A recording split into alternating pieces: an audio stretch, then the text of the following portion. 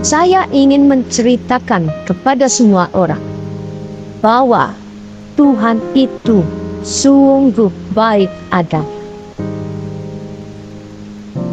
Lydia Kandou mengatakan bahwa kehidupan artis tidak pernah lepas dari namanya gosip. Gosip digosok semakin sip. Demikian halnya yang dialami juga oleh artis-artis yang lain, terlebih artis cantik Lydia Kandou.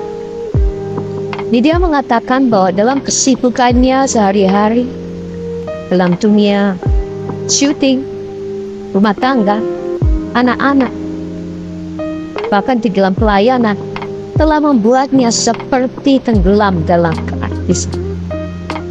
Walaupun demikian, label artis yang telah disandangnya masih melekat. Saat ini, Lydia Kandou juga kerap diminta bersaksi di berbagai dominasi gereja. Bahkan baru-baru ini, Lydia Kandou mengikuti sebuah perjalanan ziarah ke Yerusalem. Istilah cinta buta mungkin dialami oleh wanita berdarah Manado ini. Kisah cinta dengan pria yang tidak seiman berakhir di pelaminan, sekalipun sempat ditentang oleh pihak keluarga. Yang menyaksikan, ia nekat. Ia pun tahu bahwa Jamal Mirdad bukan seagama, namun dia seorang penyanyi. Dan Lydia Kandou mengatakan bahwa hari-hari yang dilaluinya setelah masa pernikahan terasa begitu indah. Sebagai umat Kristus, seharusnya ia pergi ke gereja di hari Minggu, tetapi Lydia Kandou tidak bisa pergi ke gereja karena masih bersama suami tercinta. Ia lebih memilih untuk pergi jalan-jalan, nonton, shopping, dan sebagainya. Makin lama rasanya, inilah kesaksian Lydia Kandou, ketika dia menikah dengan seorang yang tidak seiman, yang berbeda agama. Lydia Kandou menyaksikan, makin lama rasanya kok makin jauh dari Tuhan, ungkapnya. Namun pikiran seperti itu tidak cukup membuatnya untuk berbalik kepada Tuhan. Ia seolah menikmati semuanya itu, sampai saat anak keduanya mengalami sakit aneh. Syaraf kiri anak saya abnormal. Seperti saya lihat tadi di status Kenang Mirdad di Instagram, dia sedang terapi. Sampai saat ini dia tetap terapi, guys. Dia langsung membawanya ke rumah sakit dengan keyakinan setelah ditangani dokter, pasti anaknya sembuh. Yang terjadi justru sebaliknya. Makin lama makin hari kondisi anaknya semakin parah.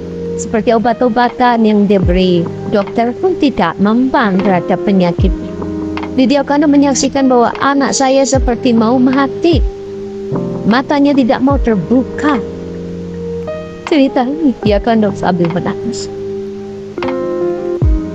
Namun akhirnya Lydia Kandou memutuskan untuk membawa anaknya pulang. Di rumah saya menangis dan menangis sambil membaringkan anak saya di tempat tidur. Saya merenung dan larut dalam kebisuan. Dan Lydia Kandou mengatakan, seketika saya teringat akan dosa-dosa saya dahulu. Saya tidak setia kepada Tuhan, padahal Tuhan sudah begitu baik kepada saya. Cerita Lydia Kandou. Seketika itu juga Ibu Lydia Kandou berdoa sambil bercucuran air mata. Ia berdoa meminta ampun atas segala dosa-dosa, atas segala ketidaksetiaan. Ia betul-betul merasa telah mendukakan hati Tuhan.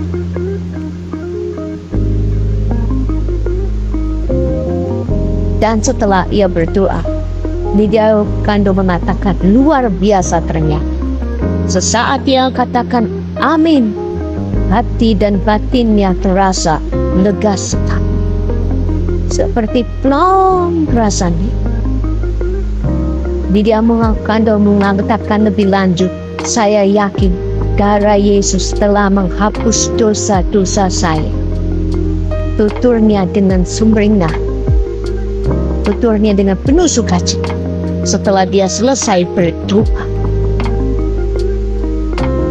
Dan lebih lanjut nih dia akan menyaksikan, lalu ia melihat anaknya yang masih terbaring dalam keadaan memprihatinkan.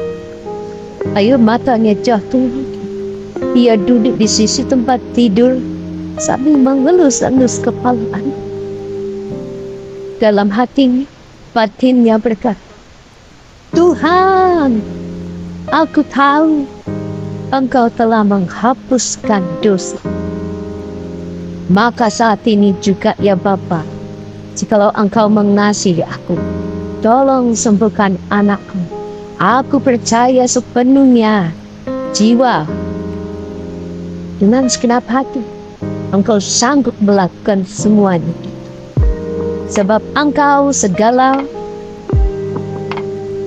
perkara dapat kutanggung di dalam Engkau. Ketika dia kandau, usai berdoa, dia memuji-muji Tuhan dengan kidung pujian yang tiada putus-putus. Dan dia kandau menyaksikan, saya berjanji bahwa saya tidak akan pernah berhenti memuji Tuhan sampai Tuhan menyembuhkan anak saya. Baparnya. Dan dia kandau menyaksikan begitu ajaibnya pertolongan Tuhan. Setelah 1 jam berselang, maka anaknya perlahan mulai terbuka. Perlahan tapi pasti anaknya matanya mulai terbuka. Lalu ia bangun dari tempat tidur, dan ajaibnya di wajahnya tidak ada gambaran sakit. Berikan kemuliaan untuk Tuhan.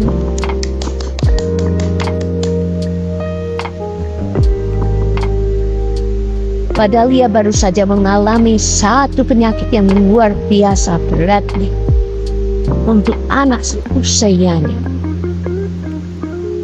Yang terlukis di wajahnya saat ini adalah sukacita. Dia langsung memeluk anaknya sambil berkata, terima kasih Tuhan. Urai. Sejenak diajak anaknya berdoa bersama, mengucap syukur atas kesembuhannya. Hanya datang dari Allah. Tuhan sudah mendengar doa saya. Sejak saat itu, sejak kejadian itu, Lydia Kandau berjanji akan setia melayani Tuhan.